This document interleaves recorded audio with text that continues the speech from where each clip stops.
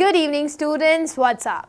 So once again I welcome you to my class where we will be doing the theory related to chemical bonding and molecular structures. You remember in my last class I was talking about how a chemical bond is formed and what can be the different molecular structures that are possible, right? Also, I remember I had a complete discussion with you people regarding what is inert pair effect, right? You remember we had discussed that, for example, if any particular compound is having the electronic configuration as N-2F14, N-1D10, NS2, NP125, right?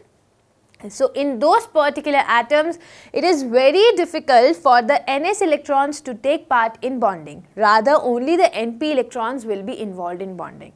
And this was basically because of the poor shielding of D and F electrons. This was the reason why the Ns electrons will be coming little more closer to the nucleus. And since the outermost electrons will not be very much shielded from the positive nuclear charge, so we say that there will be little more attraction between the nucleus and the outermost electrons, right? So what happens when there is more of interaction between the nucleus and the outermost electron? Then we say that the Ns electrons will be closer to the nucleus. When we say Ns electrons will be closer to the nucleus, so they won't be lost easily. So the only possibility will be for the Np electrons which can be lost, right?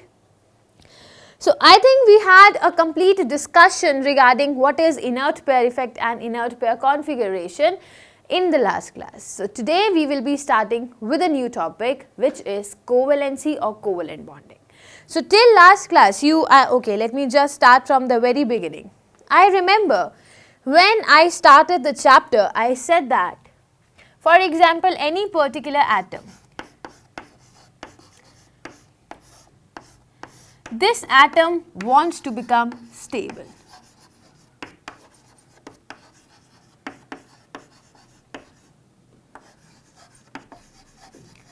So when I say that the atom wants to become stable, for that the atom can either lose the electrons, or we also say that the atom can either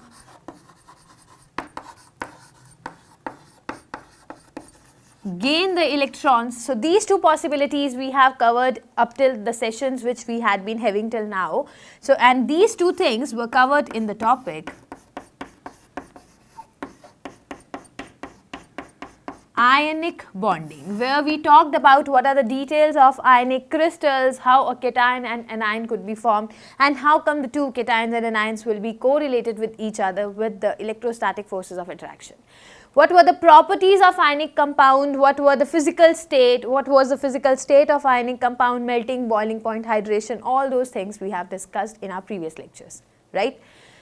Having done with this particular way of the atom to become stable, now we move on to the second way in which an atom can become stable.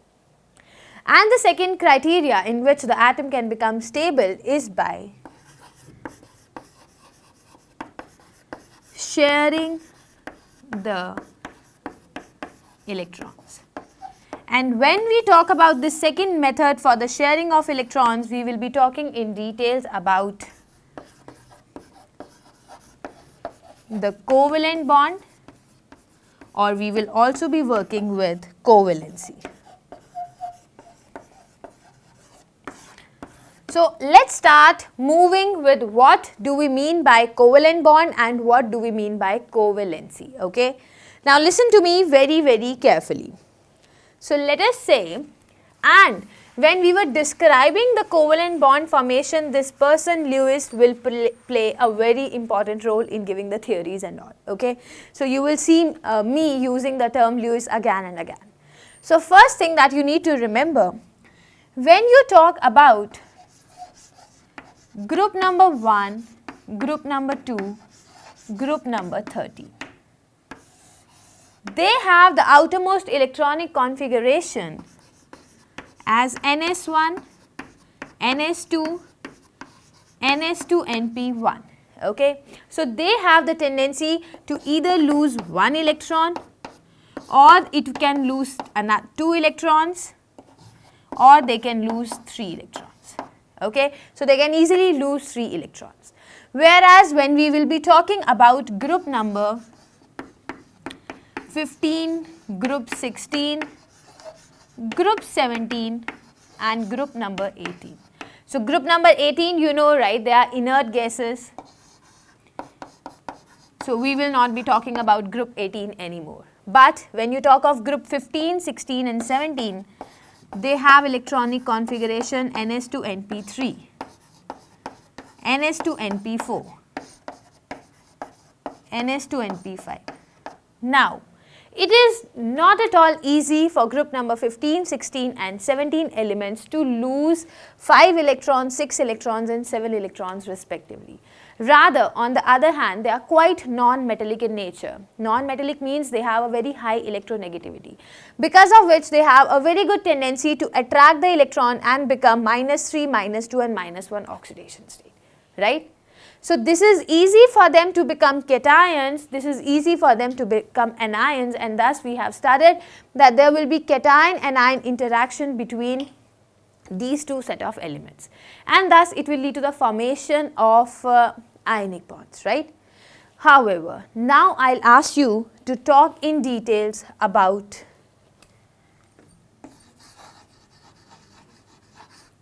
group number 40. So see, when I will be asking you to go to details of group number 14, let me go to the details. The electronic configuration is Ns2Np2. See, and if I basically take the examples of the elements which are falling in group number 14, we have कैसी गई संन्यास लेने पहुंची pub में, right? Now see here very carefully that you take carbon, or you may be talking about other elements also. For example, I am talking about sulfur, oxygen. At times it happens, you know, they have no tendency to lose electrons. It is not easy for carbon to lose a total of 4 electrons, neither it is easy for carbon to accept a total of 4 electrons. So when carbon doesn't want to lose electrons, when carbon doesn't want to gain electrons, so carbon is left with no other possibility but to share the electrons. Okay. Similarly, if I tell you the same case about hydrogen. Now hydrogen is having only one s1. It is having only one electron in the outermost shell, right? Now see, if you want hydrogen to lose one electron also, it becomes nothing but it is a proton. It loses its individual identity and it is just a proton, it is no longer an atom, right? However, when I say that you ask hydrogen to accept one electron, then it becomes H minus, which is also not very stable, because the nucleus of hydrogen is just having one proton. It is not at all easy for one proton to have a hold of 2 electrons. So hydrogen also neither wants to lose one electron, neither it wants to, neither it wants to lose an electron nor it wants to gain an electron. So even hydrogen is left with no other possibility, but it says, see, I want to share the electrons, right? That means the sharing thing became so common that a separate class of compounds was figured out, and they were all studied according to the Lewis theory or the Lewis dot structure. So let me first go to the details about what is Lewis theory or what are Lewis dot structures.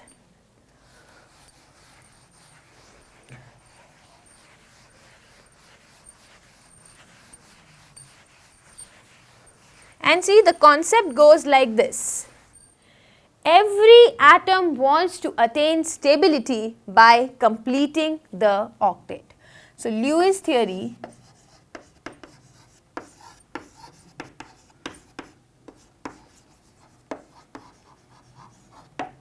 So let me discuss the details about what is Lewis octet theory. So according to this,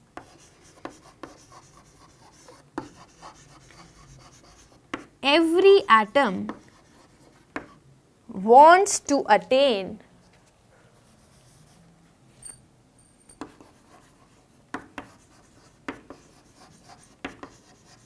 stability by acquiring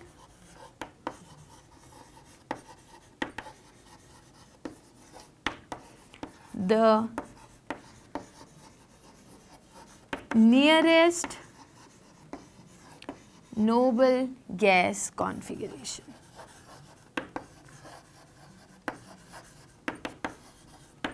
So I am saying if you talk about any particular atom, it wants to attain stability by acquiring the nearest noble gas configuration.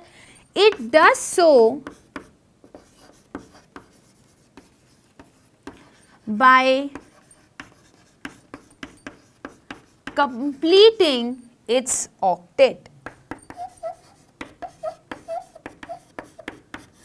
The only exception here, according to Lewis, was about hydrogen, which wants to complete its duplet. And this all is done by sharing the electrons. By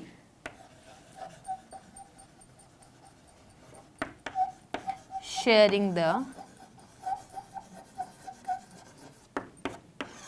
electrons.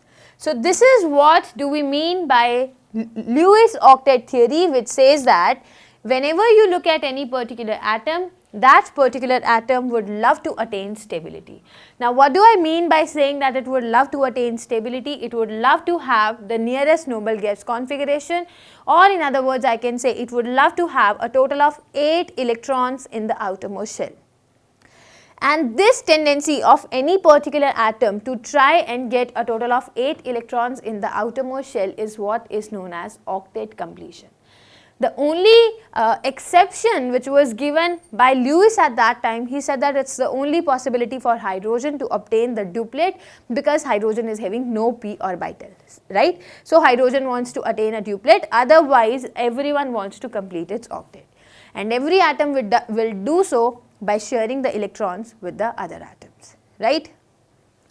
Now moving on to the details, let's continue with the details now.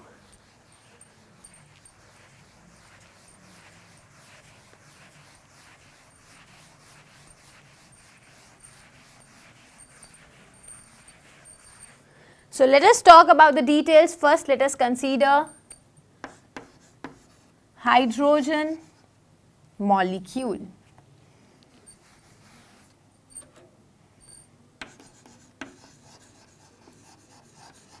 And let's look at the case how a hydrogen molecule will be formed. So listen very carefully.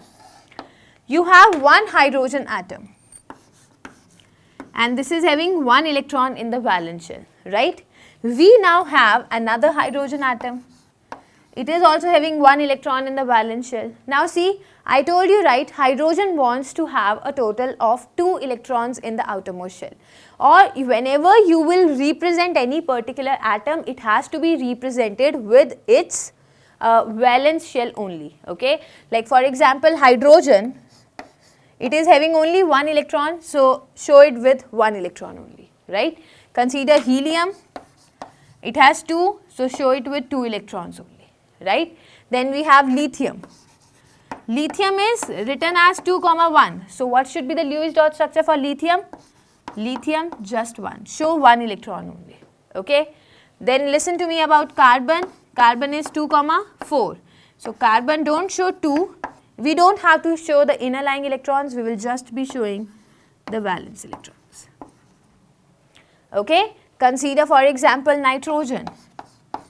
It is 2, 5. So you will show nitrogen as 1, 2, 3, 4, 5 electrons. Something like this.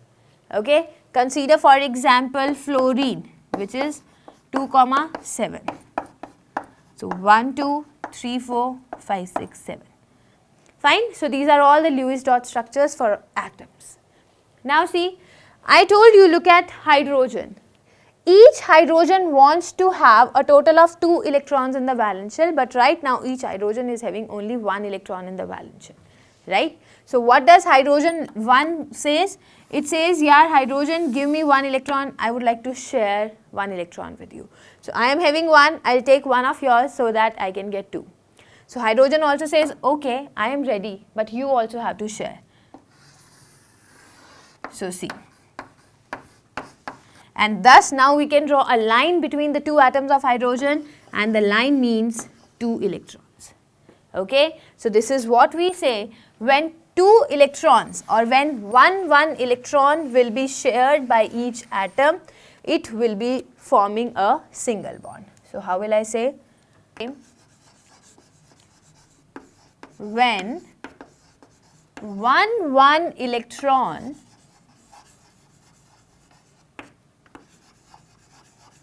will be shared by two atoms. So when both the atoms will be sharing one electron each.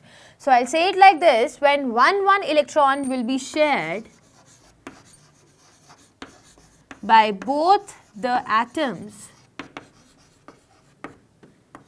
it will be called as a single bond. Okay, so you have to take one electron and it has to be shared between two atoms and it will lead to the formation of a single bond. Okay, now let us consider another example, and this time I will be considering an oxygen molecule. So I will be considering a molecule of oxygen, and simultaneously I will consider one another case where I have to consider the molecule nitrogen. So let me first tell you how the oxygen molecule could be drawn. So see here, write one oxygen, in front of that write another oxygen. Each oxygen is having 6 electrons in the valence shell. So represent them. So if the left hand side oxygen is represented by dots, right, then the right hand side oxygen you can represent like asterisk. Okay, now see, each oxygen wants to complete its octet. Now how can one oxygen complete its octet? So it has 6, it needs a total of 8. So it will ask the second oxygen to give me 2 electrons, right? Similarly, if you look at the second oxygen, it has 6, it needs 2 more. So it will ask oxygen to give 2 electrons like this, and it will lead to the formation of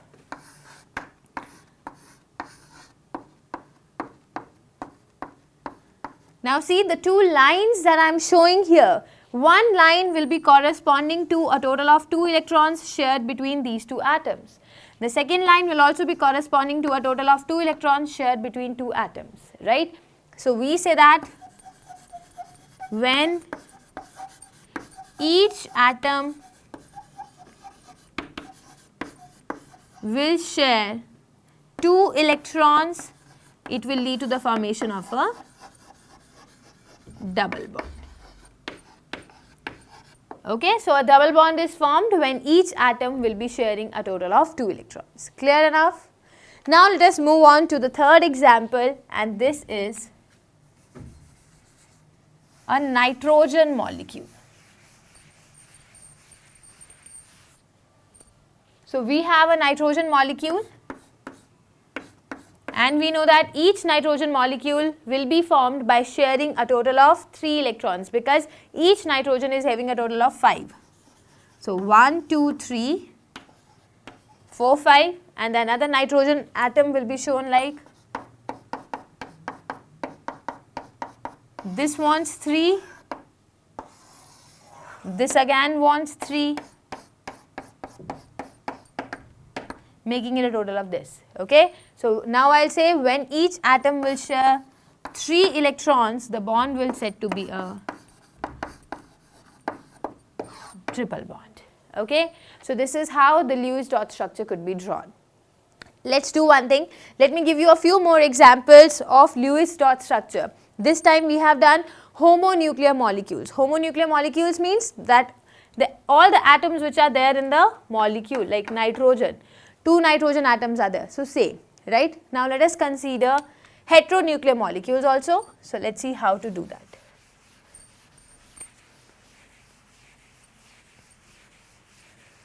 Let's take the first case when I want to talk about water. Now listen to me very carefully how the central atom is decided. So first of all,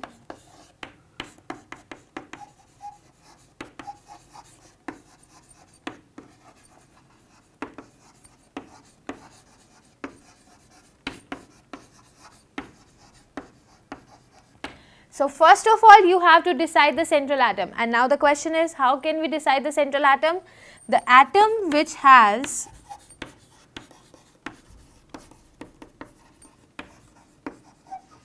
a higher covalency will be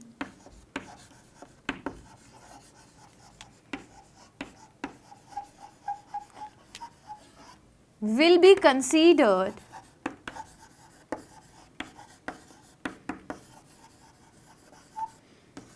as the central atom.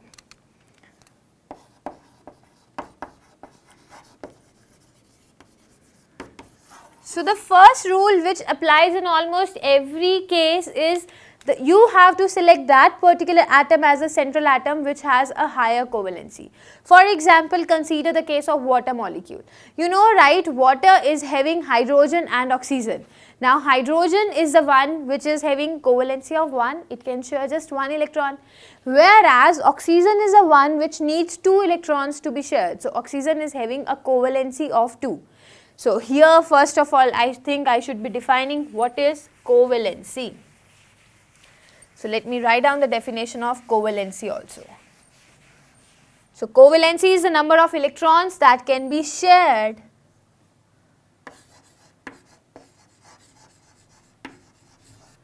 So covalency is generally defined as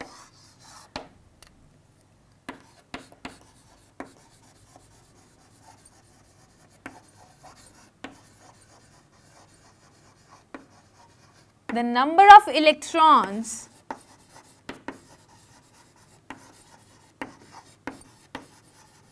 that can be shared by an atom so as to complete its octet or duplet. That is what do we mean by covalency. So how many electrons can be shared by a particular atom to complete the octet or to complete the duplet will be termed as its covalency. For example, you know, right, that hydrogen wants to attain just one more electron to complete the duplet. So it is having a covalency of 1. Oxygen wants to attain a total of complete octet by sharing 2 electrons, so having a covalency of 2. Nitrogen on the other hand has the tendency to share 3 electrons to become octet complete, right, to have its complete octet. So it will have a covalency of 3. Fine. So in any particular example, that particular atom should be selected as a central atom which has a higher value of covalency. One another rule that has to be considered, and that rule is the atom with a lower value of electronegativity will be considered the central atom, will be considered the central atom, and the one with a the atom with a lower value of electronegativity will generally be considered the central atom, and the one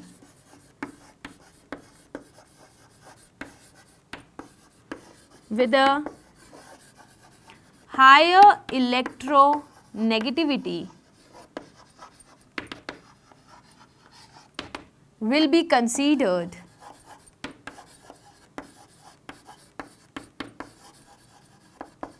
the side atom.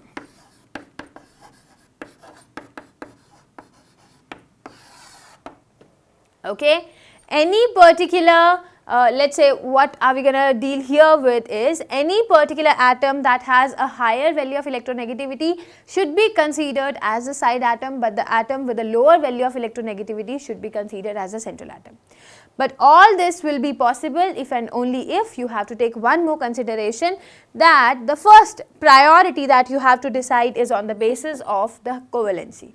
Any atom with a higher value of covalency could be considered as a central atom. Okay.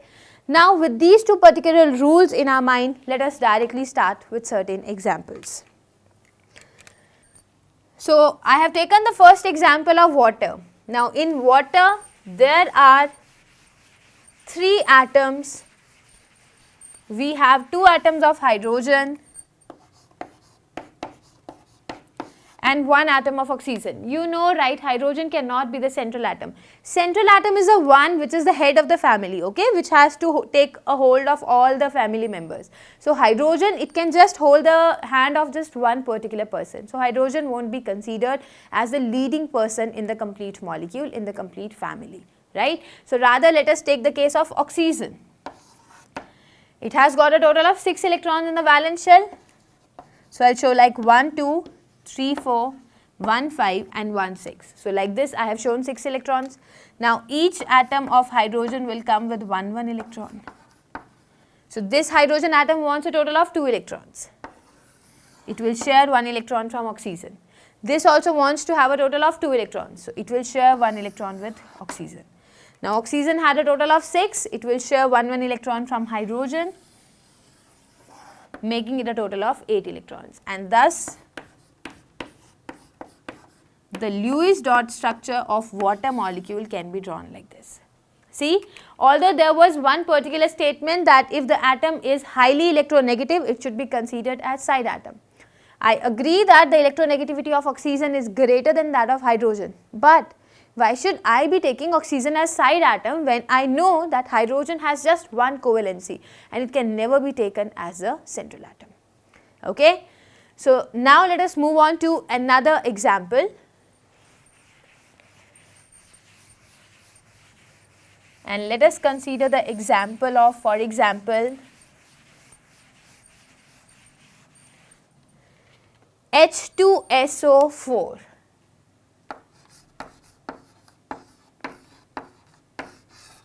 So see how many different atoms are there. We have 2 atoms of hydrogen, 1 atom of sulfur, 4 atoms of oxygen, right. Hydrogen as such can never be the central atom. Now we have either sulfur or oxygen. There are 4 oxygens. Why should I make any one of them as a central atom? Because equality should be considered for everyone, right? So don't you think I should be considering sulfur as a central atom, because sulfur is bigger in size and it is easy for sulfur to have a hold on all the smaller atoms as well, right? So here sulfur will be considered as a central atom. And look at this particular thing carefully. Sulfur is having a total of 6 electrons, right? So I have shown like 1, 2, 3, 4, 5, 6, anyhow I can show. Now see carefully. What happens further, or I can show 2 of them together. See, so sulfur is having 1, 2, 3, 4, 5, 6. Now each hydrogen is having 1 electron.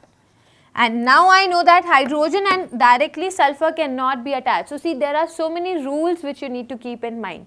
But don't worry, these are not very difficult. So maybe in the beginning of the chapter you feel like this is very difficult, how many rules we have to remember and all that. But in the continuous part of the chapter you will really feel comfortable that these are not as bad as you will be thinking on the very first day. Okay. So see, I can put 1 oxygen here and a hydrogen here, 1 oxygen here and a hydrogen here. See why I am doing so. Hydrogen is having 1 electron and each oxygen is having a total of 6 electrons, right? Similarly here,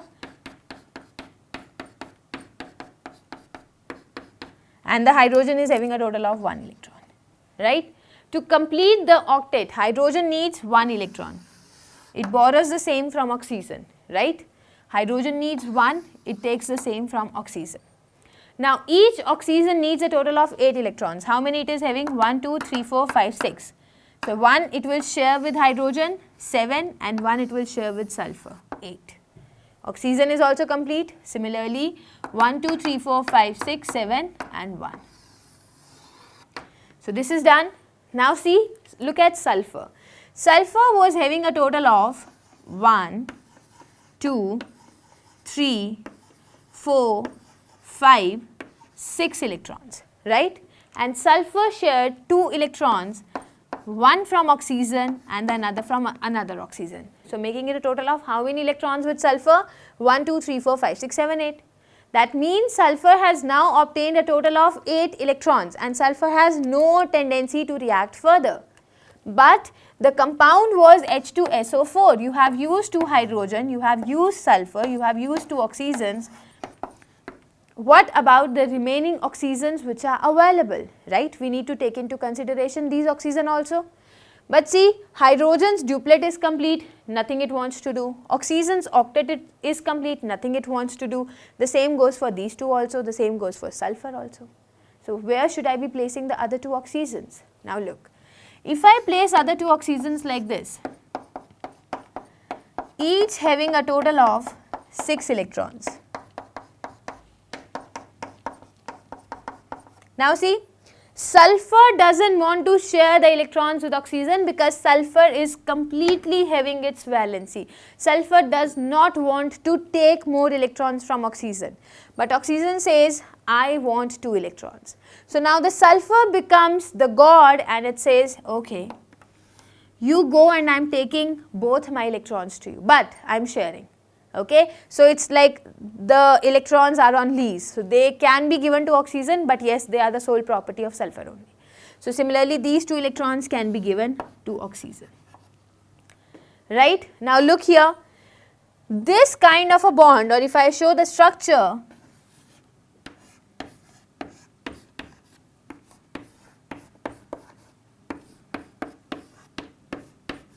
I should be drawing the structure something like this.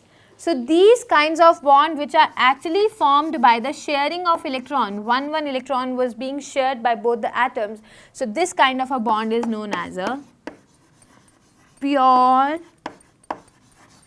covalent bond.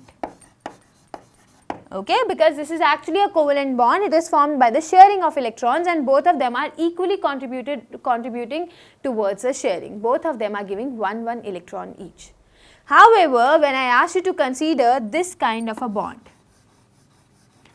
where there is an arrow pointing from the sulfur to oxygen. So sulfur is a donor atom. It is giving a pair of its electron to oxygen, which is the acceptor atom, right? But here this is very different from ionic bond. Let me tell you once again, in ionic bond, sulfur would have lost a pair of electron and oxygen would have gained a pair of electron. But here sulfur is just sharing, but it is sharing from only one atom.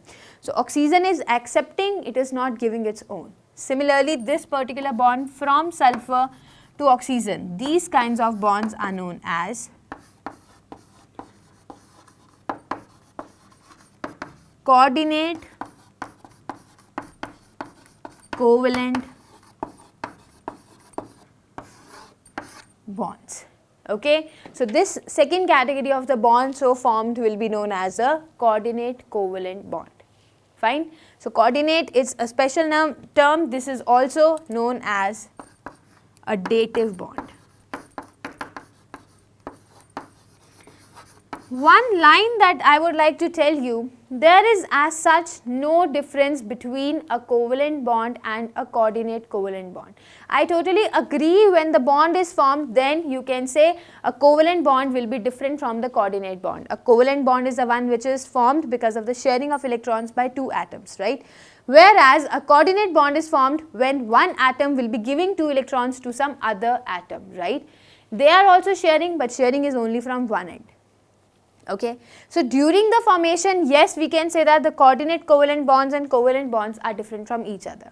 But once we say that the sharing of electrons has been done, that the bond has been formed, then you will literally feel like no difference between a coordinate covalent bond and a pure covalent bond. Okay. So let's do one another example by Lewis. So the same thing we will be doing once again. Let us consider the case of PCl5. I am telling you, we are going to consider the case of PCl5. You know, right, this molecule exists. PCl5 does exist. If I ask you to draw the structure, you will say, ma'am, right, phosphorus in the center. Okay, listen, one more fact. If, for example, in a molecule you have to represent the position of atoms, then I should be considering phosphorus as the central atom here. Why should I be considering phosphorus as the central atom here? Because phosphorus is bigger in size. Not only this, when you compare the electronegativity of chlorine and phosphorus, the electronegativity of phosphorus will be lesser than that of chlorine, because chlorine is highly electronegative, right? So based upon the electronegativity also, we will say phosphorus should be selected as the central atom. Point number 1. Point number 2, chlorine can have a total of 1, right? Like see, chlorine is having 1, 2, 3, 4, 5, 6, 7. So it needs just 1 electron to complete the octet. So when it needs just 1 electron to complete the octet, we can say the covalency of chlorine is 1 only. Am I right? So the covalency is 1, whereas for phosphorus you can have more of the covalency. So then also we'll say phosphorus should be selected as a central atom. One last thing, chlorine are 5, whereas phosphorus is 1. So if you make any one of the chlorine as a central atom, other 4 will the other 4 will be against you, right? So it's better to make phosphorus as a central atom so as to avoid any kind of tussle between other 5 chlorines, right? So see, making phosphorus as a central, it is 2, 3. So making it a total of 5 electrons in the valence shell. Right? Now see, chlorine. Chlorine wanted 8, now it had 7, it would take 1 from phosphorus. Cool enough. Taken 1 from phosphorus. Cool enough. Taken 1 from phosphorus. Taken 1 from phosphorus. Taken 1 from phosphorus.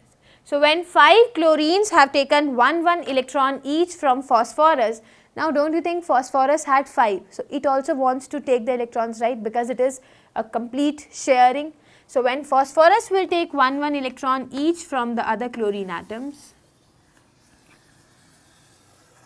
but doing so you will see that now phosphorus is having a total of 10 electrons in the outermost shell. See here. 1, 2, 3, 4, 5. 5 are already there. It took 1, 6, 7, 8, 9, 10. So now phosphorus is having a total of 10 electrons.